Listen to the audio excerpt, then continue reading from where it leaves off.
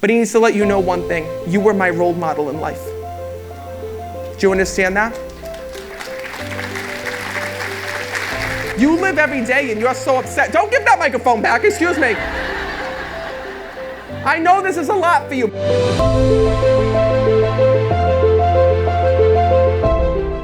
Dear brother, you need to stand up. Sorry, I don't mean to call you out like that, but I know what I see.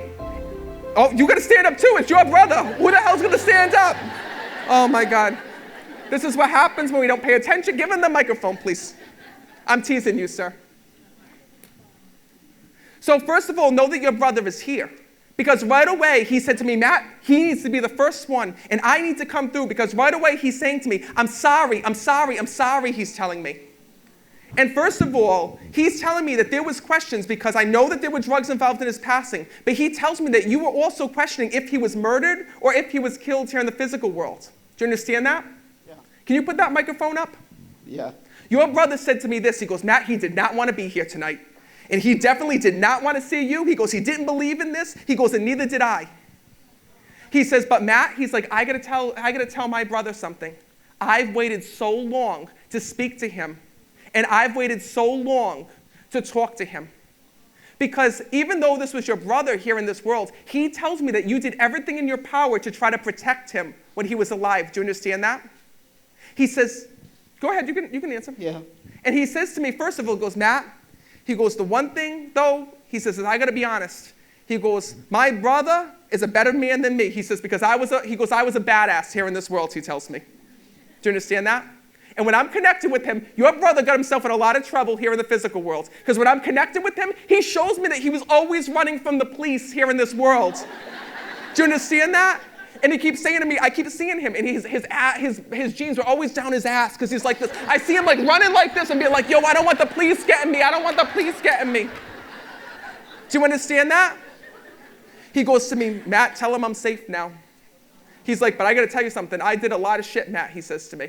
And by the way, your brother's right here, and when I'm talking to him, all I keep smelling is the silly smoke on the other side when I'm connecting with your brother. Do you understand that? Oh boy, you know, do I say it? Because after our loved ones die, sir, do I have your permission to say everything? Listen, your brother's gone now, but I gotta tell you something. Once our loved ones pass, right, they're still very much alive in the sense that they're with us every day. And more importantly, once they get to the other side, they have no filter. They don't have to worry about going to jail, about people finding out their things. And he says to me, Matt, he goes, I gotta tell you something. He goes, my family, he says, they didn't know what to do with me here in this world, because not only did he get into trouble, but he's also telling me that he had multiple girlfriends here in this world. And that they didn't know about one another. Because all of a sudden, I see your brother being laid to rest, and I see multiple women come into the casket and being like, I was his significant other. And they're like, no, I was dating him. Do you understand that? Yes.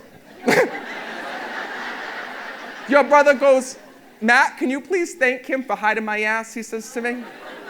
He says, because my brother's so good, he's like, it's all right, he loved you all.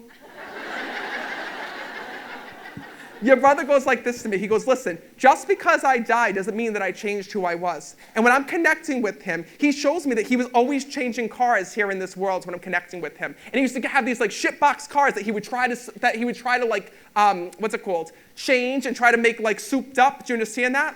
Because I'm seeing visions of him like with big tires and rims and like all these things.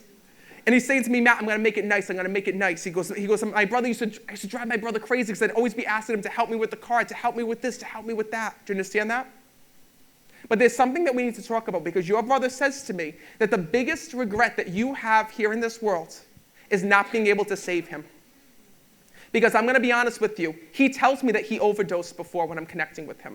Do you understand that? He says to me, and Matt, he says, do you know that I had so many run-ins in my life where I almost died? And I had so many wake-up calls. He says, but before I died, you feel guilty because you feel like you gave up on your brother. He says, I didn't give you a choice. He says, you were warning me and warning me and warning me and warning me. And then next thing you know, all of a sudden, it got to the point where like, I can't help him anymore. I don't know what else to do. I've talked to him. I had family members talk to him. He tells me that his family, separated from him because of all the stuff that he was involved in. Do you understand that? He says to me this. He says, Matt, I made my choices. I was a grown man, he says to me. But the one thing that he's acknowledging is not only that you were right, but he needs to let you know one thing. You were my role model in life. Do you understand that? You live every day and you're so upset. Don't give that microphone back, excuse me. I know this is a lot for you, but listen, if you pass out, I'm an EMT, I can revive you. If you die, we're gonna talk to you.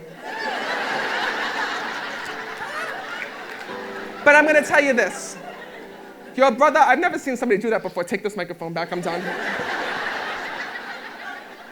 But your brother says to me this. He says, Matt, can you please thank him for the man that he is?